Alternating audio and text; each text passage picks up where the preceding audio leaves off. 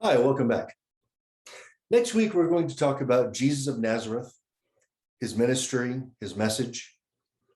And in order to do so, we need to establish some historical context for this.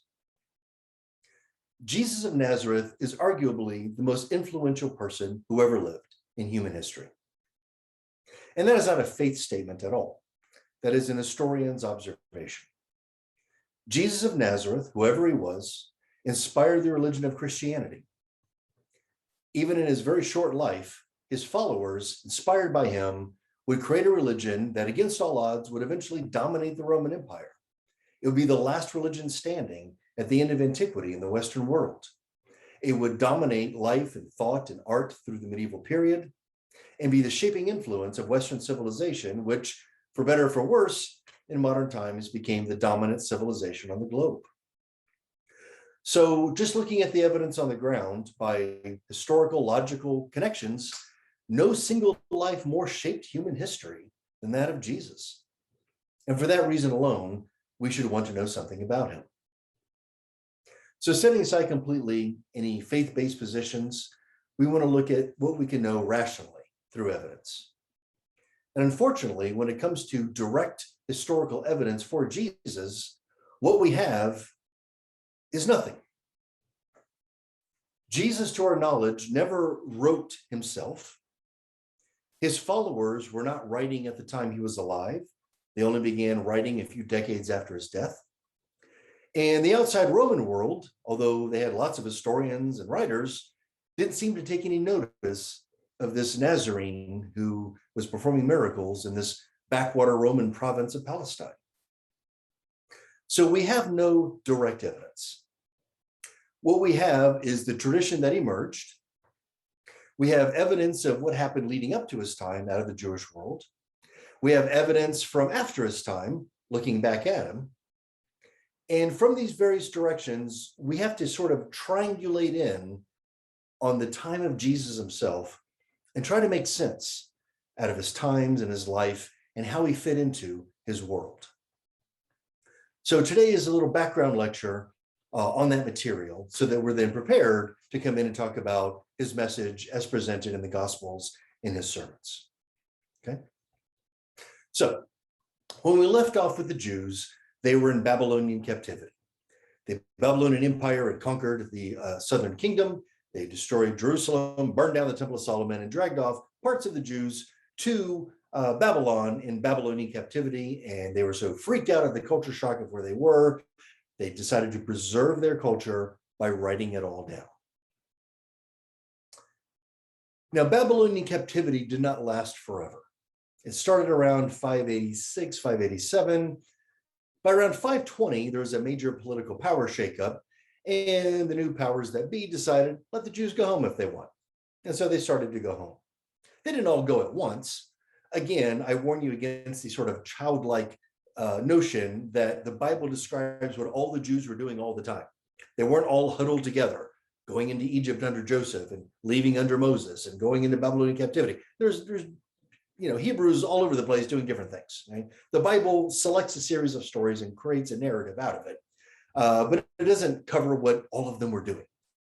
So they started to trickle back home to the Holy Land.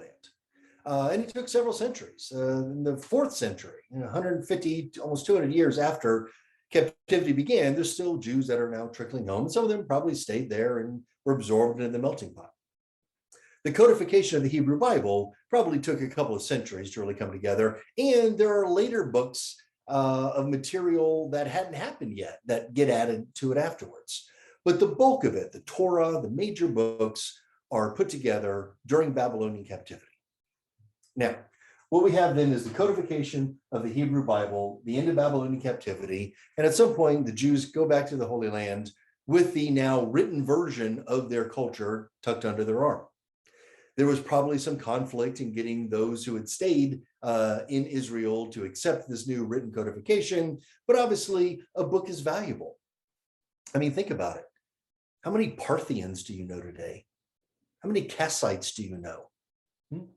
All these ancient major empires that did mighty things are forgotten and lost to history for the most part. They have no cultural relevance today, but you still know Jewish people, don't you? Yeah.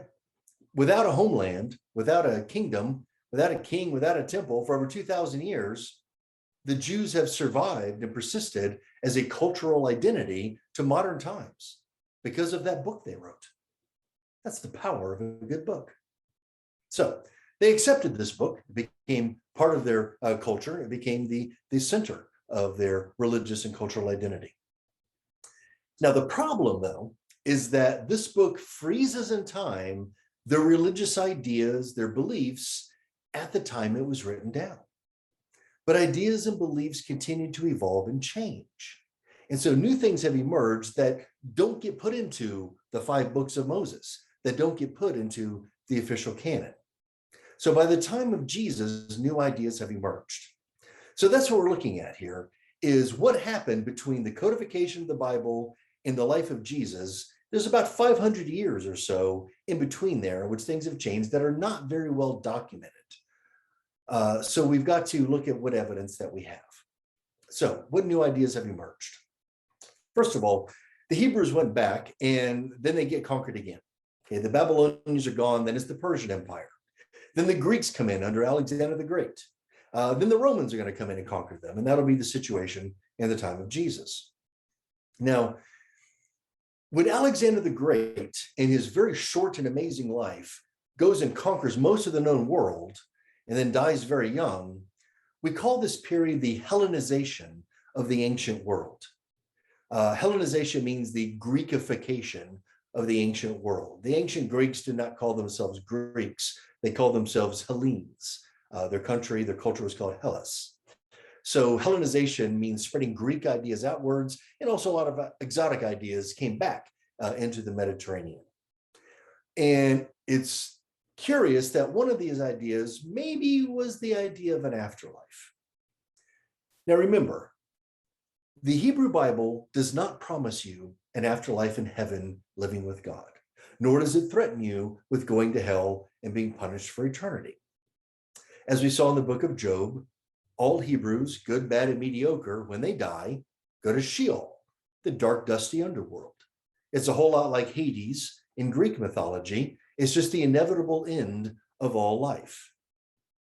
But by the time of Jesus, these new ideas have emerged, and we don't know exactly where they came from. One argument is that all these Greeks going through brought with them mystery cults. As we discussed in another lecture, there was, out of traditional paganism all over the Mediterranean world, the emergence in the first millennium BC in various places, the rise of mystery cults, a new kind of religion.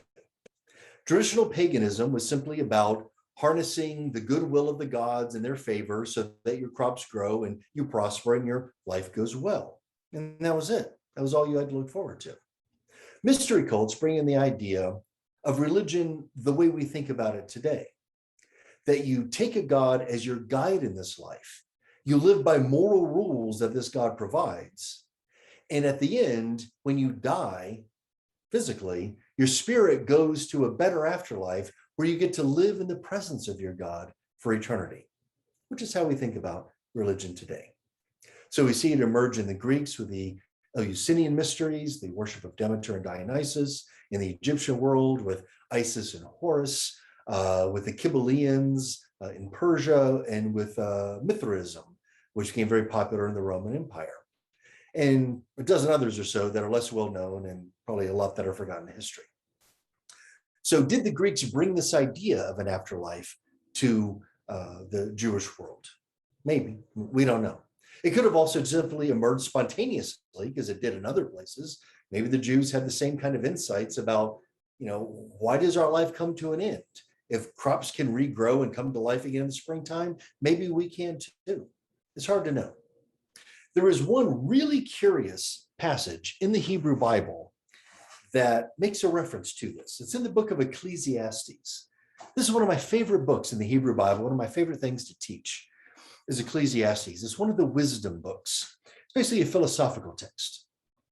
And Ecclesiastes explores the question of what is the purpose in life? When everything has been done before, everything will be done again. It's just round and round, doing the same old thing. Why do we even bother trying? Now, the author of Ecclesiastes traditionally is King Solomon, who is known for his wisdom. He'd be the person to write a wisdom book. Now, Solomon did not actually write this. A couple of priests wrote this. There's actually at least two hands that are in this. A couple of priests. They're both kind of depressed, it seems. One of them is morbidly depressed. The other one is a little less so. Maybe sees a bright side to things. But there's at least two hands in this. But in the ancient world, remember, this was just the habit. If you were a nobody, you wrote something important, wanted people to read it, you put a famous guy's name on it. You added it to the collection of some famous name, and that way people would read the thing. So in the tradition of King Solomon, known for his wisdom, we have the Book of Ecclesiastes. Now, one day I'll have to do a whole lecture on this and record one because Ecclesiastes is just wonderful. But right now, I just want to look at this one little passage, Ecclesiastes 3:18-21. I said in my heart with regard to human beings that God is testing them to show that they are but animals. For the fate of humans and the fate of animals is the same. As one dies, so dies the other. They all have the same breath, and humans have no advantage over the animals, for all is vanity. All go to one place, all are from the dust, and all turn to dust again. And in Ecclesiastes 3:21, this amazing line. Who knows whether the human spirit goes upward and the spirit of animals goes downward to the earth?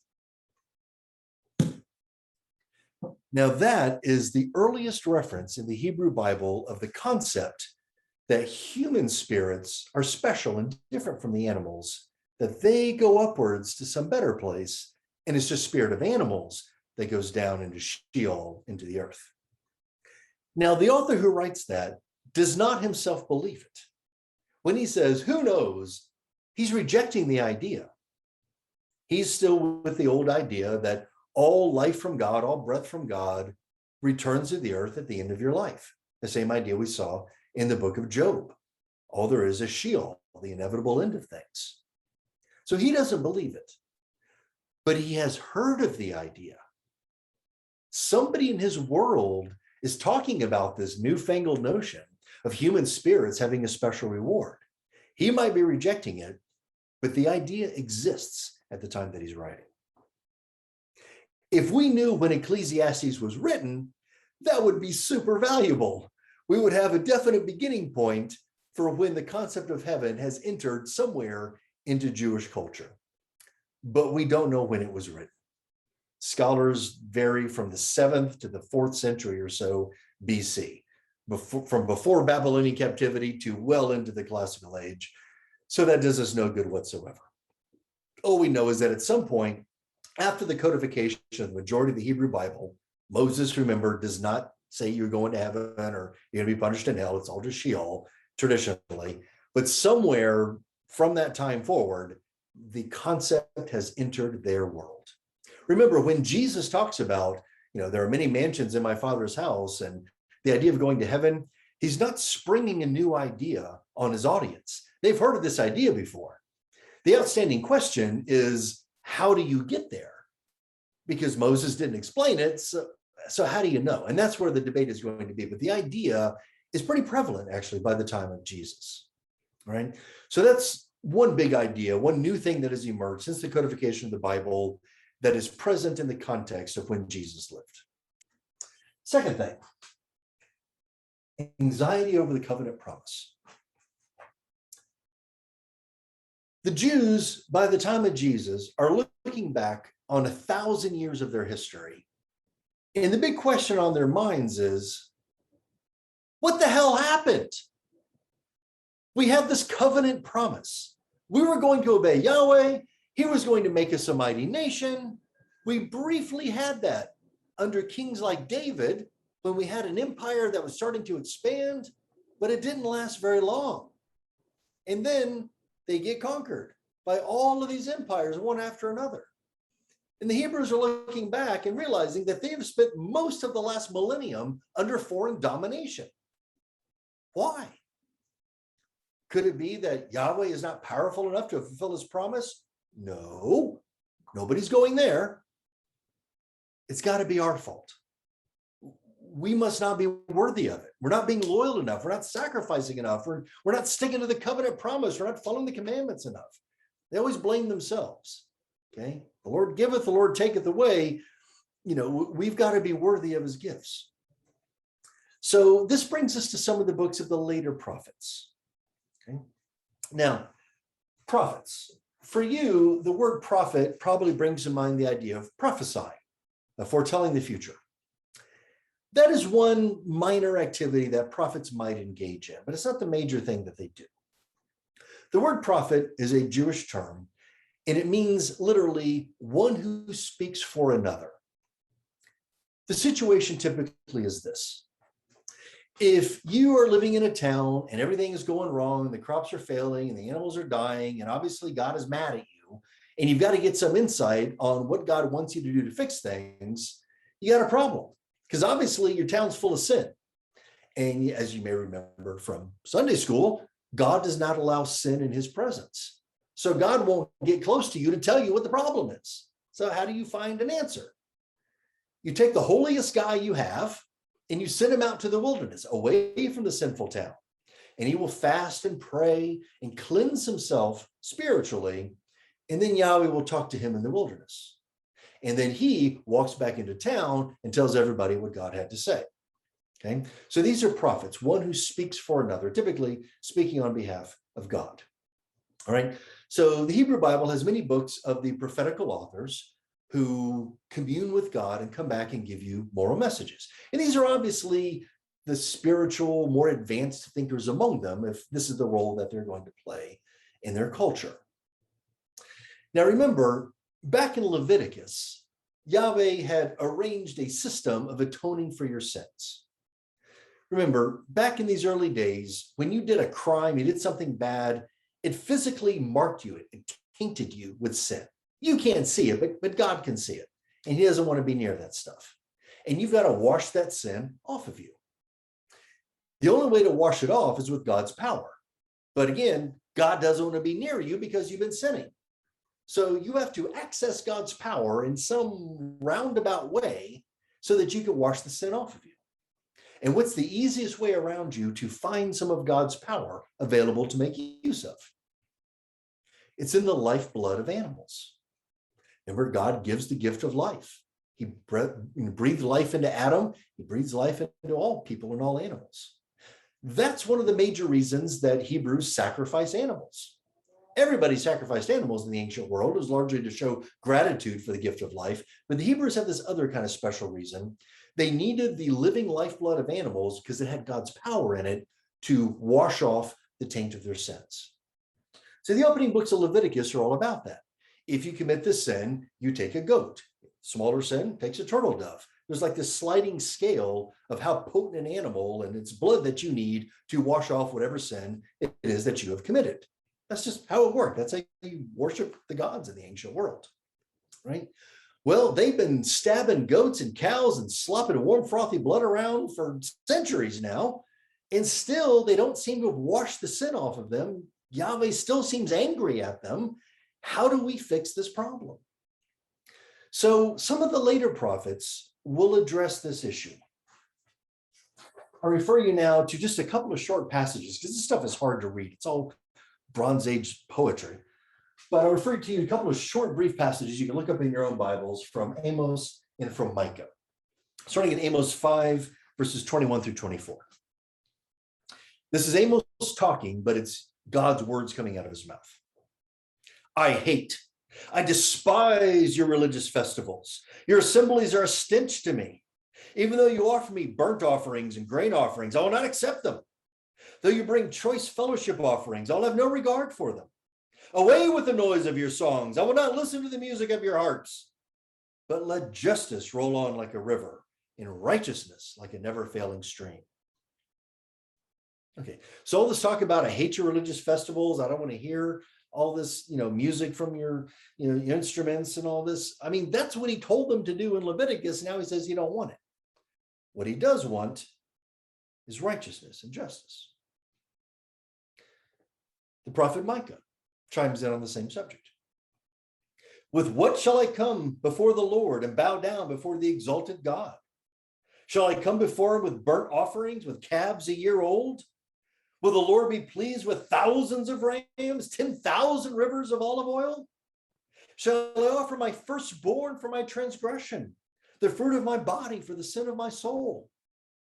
Yahweh, what do you want from us? What can we offer that will be enough to satisfy your anger at us for our sins? We're really trying down here. What is it that you want from us? How many cows will be enough? Then he answers this rhetorical question. He has shown you, O mortal, what is good, and what does the Lord require of you? But to act justly, and to love mercy, and to walk humbly with your God. So we see another religious evolution happening here. Sacrificing animals used to be a very literal act for ancient Hebrews, ancient Greeks, ancient everybody. You literally gave some of the life force back to the gods to show your gratitude.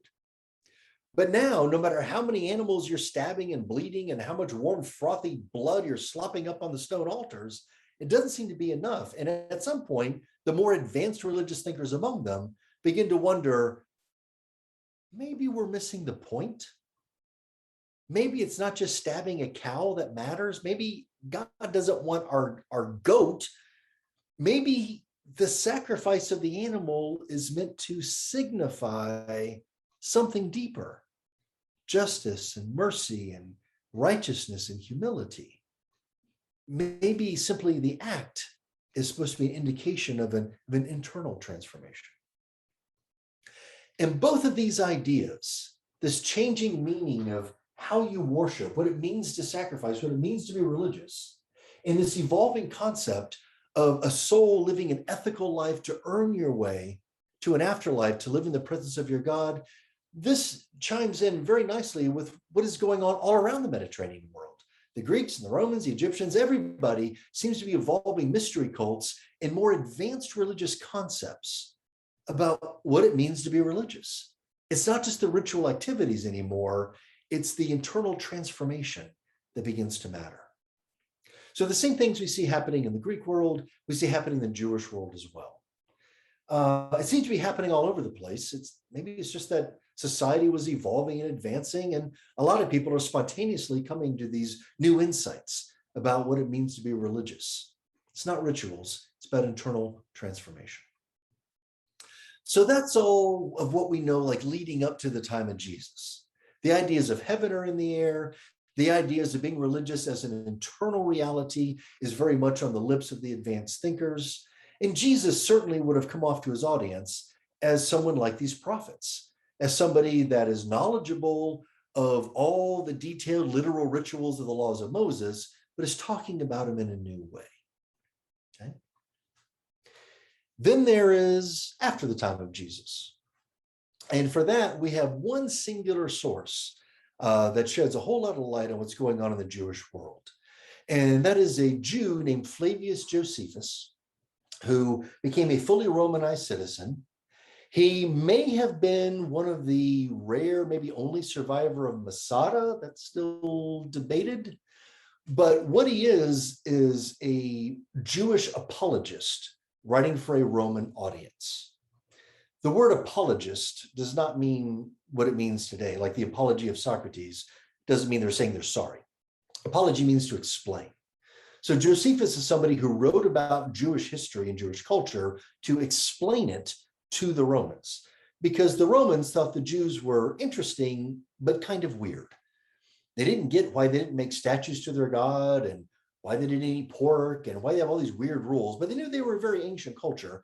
They were kind of fascinated by them. So Josephus is writing for this audience. He was an advisor to Roman emperors and was present during the Jewish wars and was trying to basically convey a more favorable understanding of the Jewish world to the Romans, who he realized there was no fighting against them. They were the dominant culture. So at least tried to make some kind of accord between these two. And so Josephus writes a work called the Antiquities of the Jews. He also wrote on the Jewish wars. But in his Antiquities of the Jews, he gives us a lot of background. He begins by talking about the Hebrew Bible's history, and he gives a lot of those elements that you might have picked up later that are actually in the Bible, like the notion that the Egyptians made the Jews build the pyramids, which you see in those 1960s sword and sandals movies. But when he writes about the Antiquities of the Jews, he gives us some very, very valuable insights, from unique insights about what's going on in the Jewish world that Jesus lived in. And primarily, what we get of value from Josephus is an idea of the different factions and the different arguments going on in the Jewish world. If you were to go back in time and interview the Jewish man on the street and ask him how he felt about the issues of the day, they're not all going to say the same thing. It's like asking Americans, how do you feel about politics? You can get a whole lot of different answers, right? But normally what we have from that long ago is like a single document that gives us, the victorious faction's point of view. The victor gets to write history. So we often only have one view. So Josephus gives us something of the variety of argument going on in the day. So it's a super valuable source. And from Josephus, we learn about various Jewish factions. Okay, so here's what we know about the world that Jesus lived in. And think about how Jesus might have lived in and interacted with this world. So we have one group called the Sadducees. They are Jewish priests. They're temple priests, servants of the temple. And they are the conservative faction. Not all Jewish priests believe the same thing either. On the idea of an afterlife, they don't accept that. Moses didn't say anything about going to heaven. They don't hear about newfangled stuff about some spiritual afterlife. It ain't in the Torah. They don't believe it, period. So they are Torah literalists. They're old-fashioned. They're conservatives. The big issue politically of the day for the Jews is, what do we do about the Roman occupation? Should we fight them? Should we resist them? Should we try to cooperate with them? What do we do? Should we try to restore our kingdom? How do we fight the Romans?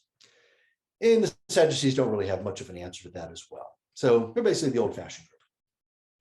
We also learn about another faction of temple priests called the Pharisees. And the Pharisees are the more liberal group of the priests. They're more open, more worldly, more open to new ideas. They do believe in the concept of an afterlife. They accept this new idea. And they also are political realists who understand that we have no chance of fighting against the Romans. Let's be glad that the Romans just want to collect taxes from us and don't try to micromanage our affairs. They let us kind of run our internal things the way we want to. We have to accept their governor and pay taxes to them, but it could be worse. Remember the Assyrians? It could be a whole lot worse. Now, Jesus references both of these groups and the Pharisees a whole lot more. And what does Jesus think about the Pharisees? That's right. You Sunday school graduates remember, he thinks they're hypocrites. Beware the leavening of the Pharisees, for it is hypocrisy. So he thinks of the hypocrites when he talks about the leavening. Leavening is yeast, it makes bread rise. Unleavened bread is flatbread. The leavening of the Pharisees is hypocrisy.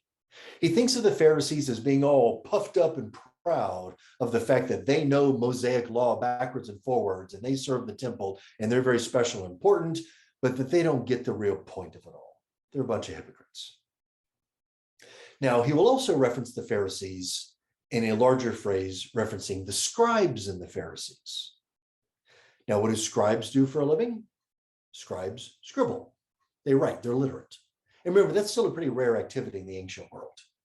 So the Pharisees are the liberal intellectual class of the Jewish priesthood. They accept new ideas. They're worldly enough to know that they ought to just cooperate with the Romans. And they're happy to just still have the position that they have, right? It's probably the Pharisees that allowed the Romans to do the thing that leads to Jesus in that one time in the Gospels getting really pissed off and angry.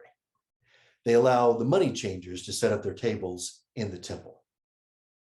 And Jesus is not happy about that. This is, God's house. You don't do this kind of, sort of thing in here. Why would they have done that? What was the issue? Remember, the temple is usually the biggest building in a town. And if you're the new guy in town, you have to exchange your money for the local currency. You need to find where that is. So this was like the currency exchange place, and they let them set up the tables there. The Pharisees said, okay, fine, let the Romans do it. Jesus was not happy about that. So those are the two groups of powerful people, temple priests, people that have prestige in Jewish society, the conservative and the liberal branch that Josephus tells us about, and that Jesus would have known in his life. Now, let's say you didn't have any position or power in society, but you felt strongly about the issues of the day and you wanted to fight the power and do something significant. Well, if you don't have the power to put an army in the field and command legions of men and do things like that, then you have to rely on different kinds of tactics, which we call guerrilla tactics. You have to use underground secret warfare tactics, right? And there was a group of these folks as well called the Zealots. The Zealots are, from their point of view, Jewish freedom fighters. From the Roman point of view, they were Jewish terrorists. In any case, they're using underground methods to bring a military fight against the Romans because it's the only method that they have. So these are the underground resistance, trying to throw off Roman rule. And interestingly, it is the Zealots who are also preaching that the Messiah is coming. The Messiah is coming.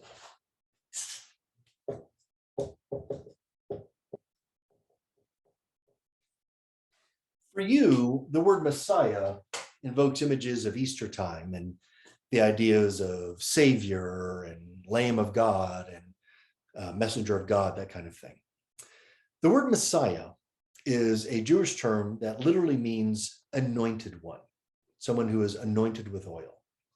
And there were two jobs that required anointing in the ancient world, to be a priest or to be a king.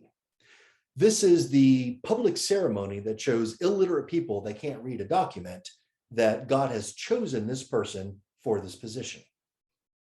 So a Messiah can be a priest or a king. Technically speaking, every priest of Israel and every king of Israel has been a Messiah.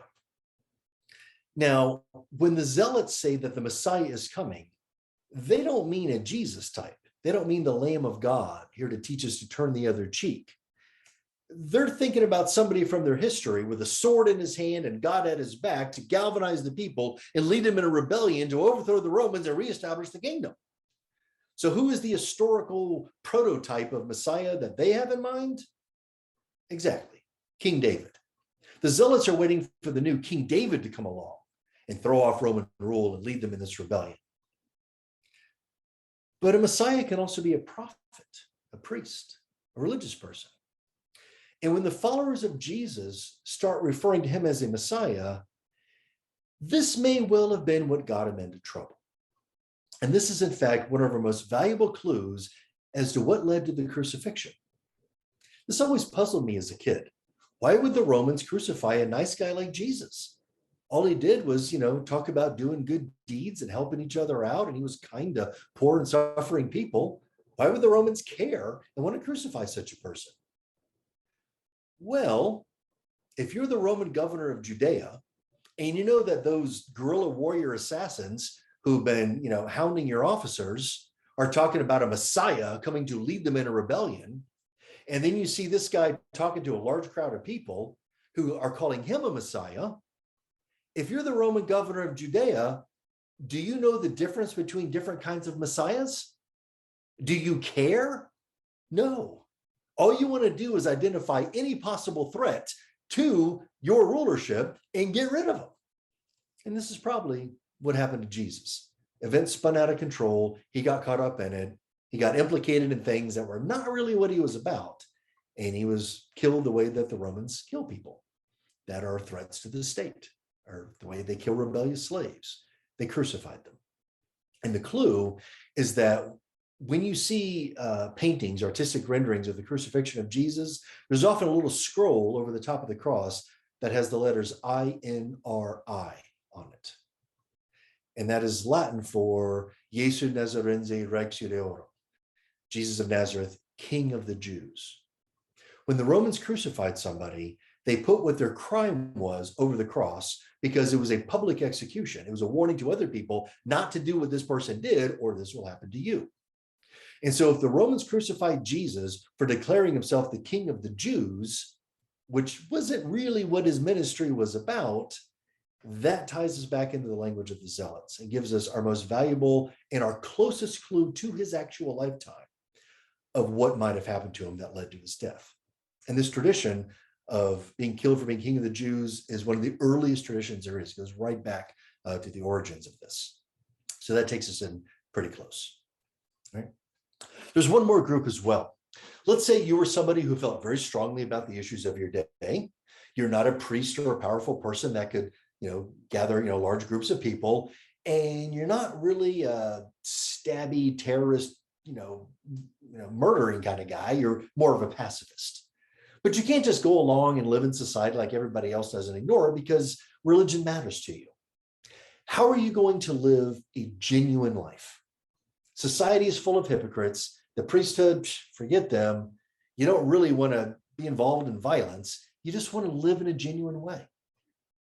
The only option left is to just leave society, gather up your like-minded people, go off into the wilderness, and become hermits, live like monks. And we have a group of those as well. They were called the Essenes. They were mystical hermits, and they went out to the Dead Sea region, and they lived in the caves of the cliffs of Qumran that overlooked the Dead Sea. And they became famous in modern times because their writings were discovered. These are the Dead Sea Scrolls. And what are the Dead Sea Scrolls? They're simply their copies of the Torah and other religious writings. In fact, the Dead Sea Scrolls are the oldest copies we have of large parts of the Hebrew Bible. Before their discovery, the oldest Old Testament that we had only went back to about 1000 AD. It was a medieval Bible that we had. And so we suddenly, with the discovery of the Dead Sea Scrolls, had the same writings from 1,000 years earlier of copies of copies of copies of copies. And amazingly, the difference in man-made, error-ridden human copies over 1,000 years was practically nothing. When Jews copied their Torah, they really paid attention to what they were doing. It's almost exactly the same documents. Medieval Christian monks do not have those kinds of bragging rights. They make all kinds of mistakes, right? So these are the four groups that we have. Temple priests on the conservative and the liberal side. We have some guerrilla warriors, and we have some mystical hermits that just want to be spiritual and pure, live out in the wilderness. And, Yahweh will bring the day of wrath when he chooses to do it. It's not our business, right? Pharisees, Zealots, and Essenes all believe in an afterlife. The open question is, how do you get there? And we don't have their direct writings about it. We can make an educated guess. I'm pretty sure the Pharisees would tell you strict adherence to the laws of Moses will get you there.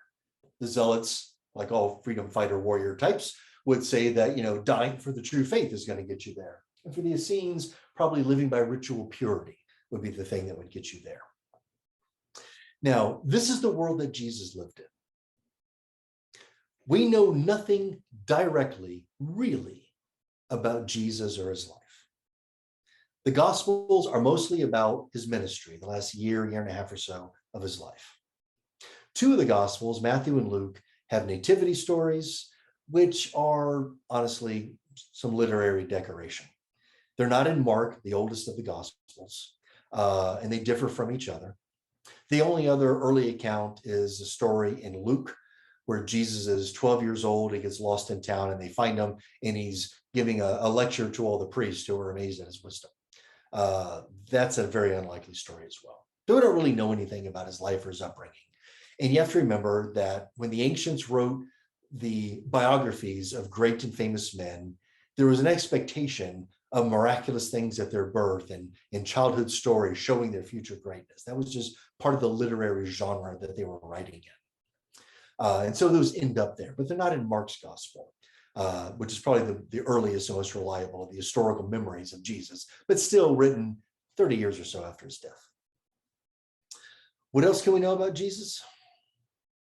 There's one more thing that is an inference that we make, but we're on pretty solid ground with it. And that is that Jesus was educated. He knows the laws of Moses backwards and forwards. He knows it in subtle detail. Whenever he's preaching, his enemies are in the audience. The priests of the temple always send out a few spies into the crowd to listen, to see if he's going to say something that is clearly against the laws of Moses.